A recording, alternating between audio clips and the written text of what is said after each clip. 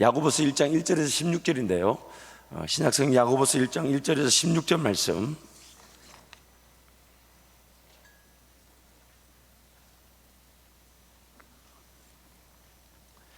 야고보서 1장 1절에서 16절 말씀을 저와 여러분이 한 절씩 교독하겠습니다.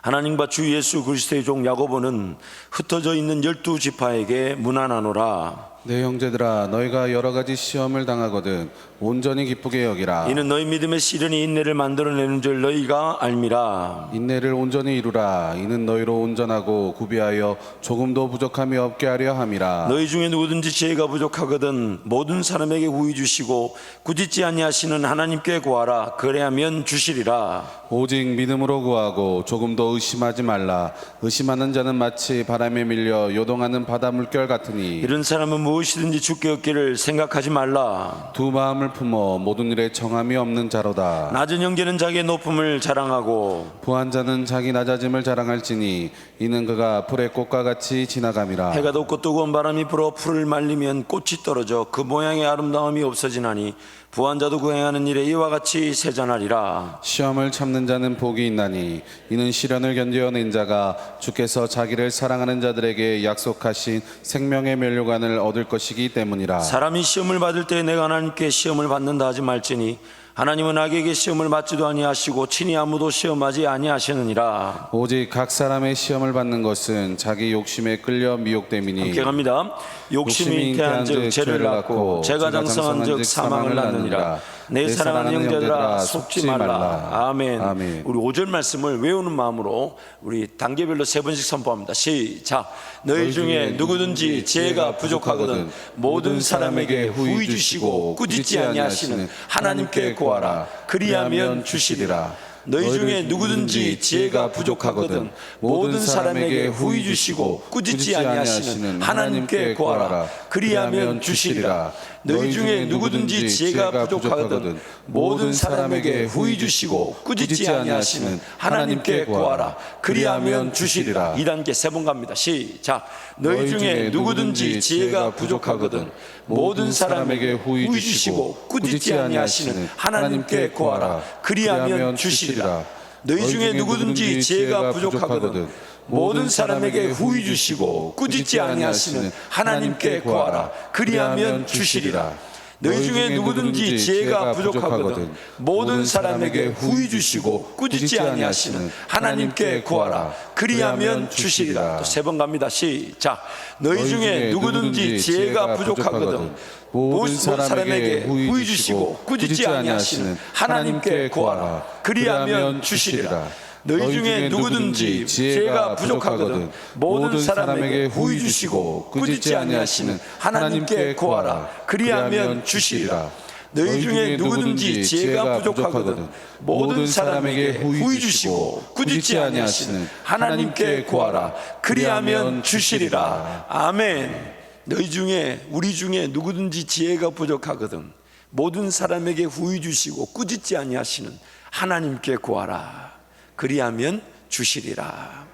첫 번째, 시험을 당할 때 우리는 3가지 형태의 자세를 이렇게 취하게 됩니다. 시험을 당할 때에 3가지 종류의 그리스도인들이 있죠.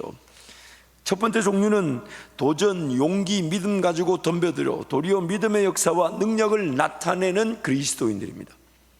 마치 시험이 그의 믿음을 빛내주기라도 하듯이 시험이 닥쳤을 때 도전과 용기와 믿음 가지고 덤벼들어 도리어 믿음의 역사와 능력을 나타내는 그리스도인들, 이런 그리스도인들이 우리가 된 줄 믿습니다. 두 번째 종류는 어떻게 해야 할지 모르지만 하나님만 바라보며 인내하는 그리스도인들.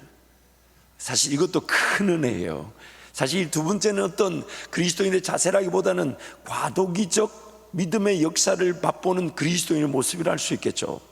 또한 3번째는 우리 인약함 때문에 하나님의 백성이라는 정체성 미학으로 두려움, 염려, 근심, 걱정에 시달리는 그리스도인들이 있습니다. 우리가 연약해서 그래요. 길가와 같고 돌밭과 같고 가시떨기밭과 같아서 심지어 이 소리가 마귀의 소리인 줄 알면서도 거기에 두려워하는 게 우리입니다. 그만큼 연약해요. 하나님이 나를 지키신다는 걸 모르지 않아요. 지키신다는 걸 알지만 막상 그런 어떤, 우리 장로님 그렇게 얘기하시잖아요. 강원도 지역 번호만 봐도 가슴이 벌렁벌렁하고, 문자 다 그렇습니다. 우린 그만큼 연약해요. 그러나 그 세 가지 종류의 형태는 어떤, 우리 누군가를 규정하고 너는 이렇다 저렇다 하는 게 아니라 우리는 이 세 가지 형태를 다 가지고 있습니다. 믿음으로 반드시 이기게 될 것이지만은 또 작은 것 하나에 벌벌 떨고 두려워하며 염려하고, 또 어떻게 해야 될지 몰라 하나님만 바라보며 인내하는 거, 이 세 가지 형태가 좀 더, 어느 사람은 좀 더 강하게, 어느 사람은 좀 다른 부분이 약하게 나타날 뿐이지 우리는 이 세 가지를 다 가지고 있는데, 그 시험을 통한 하나님의 드러나는 뜻이 있습니다. 시험을 통해 하나님의 드러나는 뜻이 있는데, 첫 번째는 하나님의 백성들의 영적 형편으로 인해 시험은 피할 수가 없습니다. 시험은 피할 수가 없어요. 두 번째, 타락한 본성의 욕심과 정욕 외에 혹은 마귀의 공격 외에 시험을 우리는 당할 수밖에 없습니다. 오늘 본문 말씀에도 뭐라고 하냐면, 욕심이 잉태한 즉 죄를 낳고 죄가 장성한 즉 뭘 난다고요? 사망을 난다. 우리의 욕심이 우리를 시달리게 만드는 거예요. 엉뚱한 길을 선택하게 하고, 마음을 잃어버리게 만들고, 지치게 만들고. 여러분, 사람이 뭘로 지치냐면 육체적인 힘으로도 지치지만은 정서적으로 혼란을 겪으면 그 엄청난 에너지가 거기에 소비됩니다. 막 온갖 갈등들, 거기서 스트레스 받고 거기서 사람이 지쳐버리는 거예요. 사실 육체적 지침은 조금 쉬면 얼마든지 회복되지만 이 정서적으로 지쳐버리는 것은 엄청난 에너지를 소비합니다. 사람이 여유가 없죠. 갈등을 이렇게 직면하고 혼란과 혼선을 믿음으로 돌파할 만한 그런 여유가 없습니다. 그래서 우리는 그런 욕심 혹은 마귀의 공격에 이런 시험을 당하는 것이죠. 시험은 우리의 죄로 인해 발생한 것이나 하나님께서는 그 시험을 통해 하나님과 자기 백성 간의 관계를 정립하십니다. 이 정립이란 말을 쓴 이유가 뭐냐면, 지금 나의 현재 상태가 무엇인지가 드러나고 하나님의 현재 상태에 합당한 은혜를 통해 하나님의 더 놀라운 은혜 자리에 이르게 만들어 주신다는 거예요. 관계가 정립이 되는 것입니다. 그래서 하나님의 백성이라는 정체성의 미학으로 시달리는 그리스도인들을 끝까지 지켜주셔서 마침내는 건강한 예배자로 세워주십니다. 이게 바로 예수 믿는 사람과 안 믿는 사람의 차이예요. 같이 당하지만 그 기간이 조금 인내 기간들이 필요할지 몰라도, 지금 내가 하나님이 안 믿어져도 여러분 걱정하지 마십시오. 하나님의 백성들은 하나님이 붙들고 계시기 때문에 반드시 예배자로 세워지게 될 것입니다. 그 기간이 두렵고 떨림으로 지나갈 뿐이지만 우리는 반드시, 그 어떤 시험도 우리를 무너뜨릴 수가 없어요. 왜냐하면 내가 하나님의 백성이기 때문에, 내가 어떤 능력이 있고 내가 어떤 힘이 있고 내가 어떤 지혜가 있어서 그 시험을 잘 이겨내는 것이 아니라 하나님이 나를 붙들고 계시기 때문에 우리는 그 시험을 이겨내게 되는 것입니다.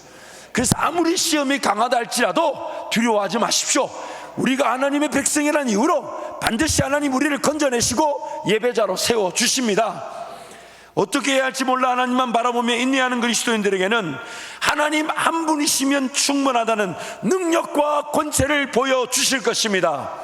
그래서 여호사밧과 그의 백성들이 수십만, 약 18만의 대군이 쳐들어왔을 때 그들이 여호사밧이 백성들과 함께 하나님께 고백했던 것이 무엇입니까? 하나님, 지금 우리는 무엇을 해야 될지 모르며 지금 어떻게 저들을 대적해야 될지 우리는 아무것도 모릅니다. 그렇게 기다렸을 때 하나님께서 그 한밤에 천사를 보내셔서 그 수십만의 대군을 하룻밤에 처리해 주셨습니다. 아무것도 할 수 없다, 기도밖에 할 수 없다. 그러나 그것이 바로 우리가 누리는 능력이 되는 것입니다. 기도밖에 할 수 없다, 여러분, 아니에요. 기도가 정답이며 기도밖에 할 수 없는 상황을 하나님은 매우 기뻐하십니다. 매우 기뻐하십니다. 그래서 하나님, 나는 정말 어떻게 해야 될지 모르겠습니다. 이 상황을 어떻게 대처해야 될지 모르겠고 이것이 도대체 왜 일어난지도 모릅니다. 하나님, 오직 주만 바라보나이다. 어떻게 해야 될지 우리는 알지 못하고 오직 주만 바라보나이다. 그 기도가 하나님 한 분이면 충분하다는 역사와 능력을 보게 되는 것입니다. 도전, 용기, 믿음 가지고 덤벼들어 도리의 믿음의 역사와 능력을 나타내는 그리스도인들에게는 더욱 기이하고 위대하며 더욱 하나님께 매어 달려 기도하는 은혜를 하나님이 허락해 주시는 것입니다.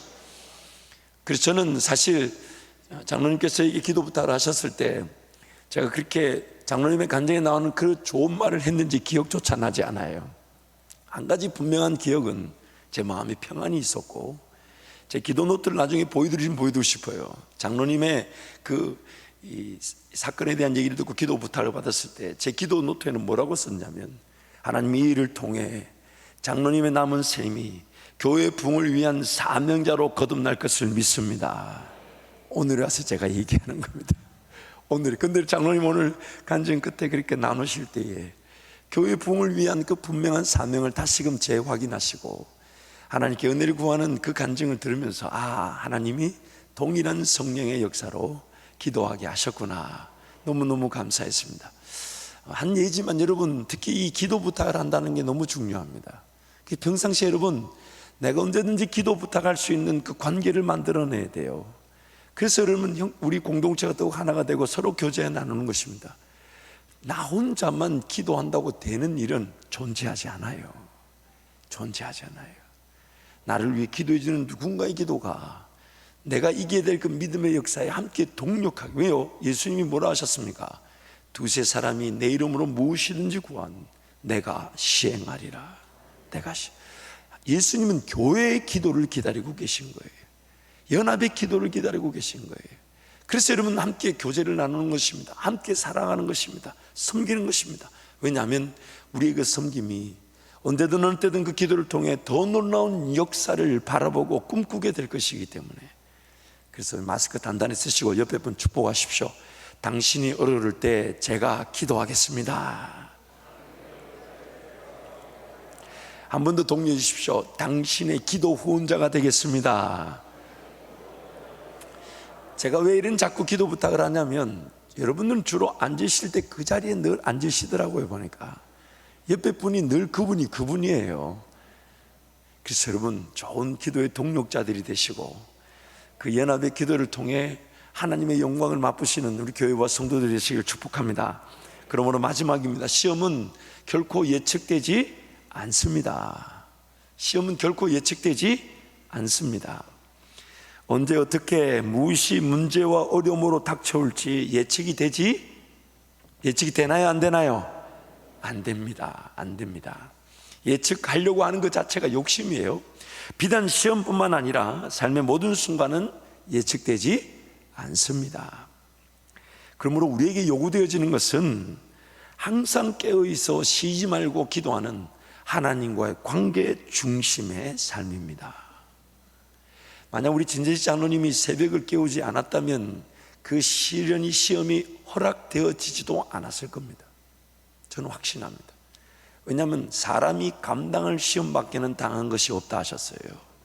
어떤 시험이든 신일이든 하나님은 그와의 관계를 다 알고 계십니다. 그리고 그것을 통해 하나님이 붙들고 계심이 확인되든지, 아니면 인내하게 하시든지, 아니면 더 놀라운 역사를 위해 꿈꾸며 걸어가게 하시든지 하나님과의 관계를 정립시켜 주십니다. 그래서 우리 진장로님 늘 새벽을 깨우며 기도했던 하나님 관계 중심의 삶이, 그 예측되지 않았던 그 시험, 상상조차 못하셨던 일이에요. 40년 가까운 그 공직생활 동안 얼마나 정직하셨는지는 여러분 당에 들어와 보시면 진장로님의 발언을 들어보면 압니다. 멀리 갈 것도 없어요.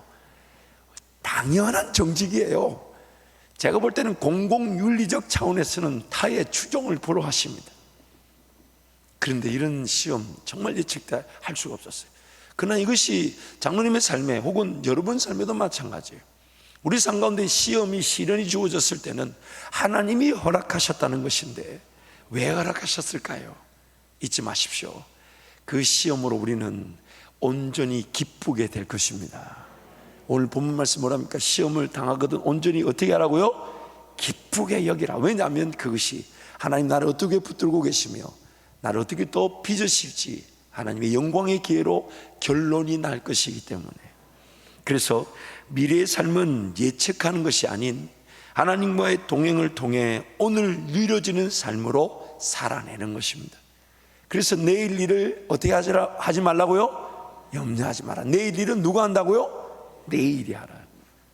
오늘 나는 하나님과의 동행, 먼저 그 나라와 그 일을 구하며 감사하며 기도의 자리에서 깨어 하나님 바라보면요, 어떤 시련과 시험이 닥쳐온다 할지라도 여러분 두려워하지 마십시오.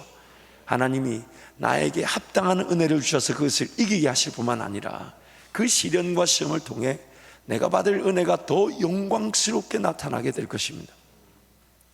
그래서 하나님과의 관계는 수준에 따라 그 은혜가 결정이 되며, 시달리는 성도든 인내하는 성도든 무릎 꿇고 기도하는 성도든 그 수준에 따라 하나님의 합당한 은혜를 주시며, 그 은혜는 모든 것을 넉넉히 이길 능력입니다. 넉넉히. 고린도전서 10장 13절 말씀, 우리 목사님들 나오세요. 고린도전서 10장 13절 말씀 우리 함께 선포합니다. 사람이 감당할 시험 밖에는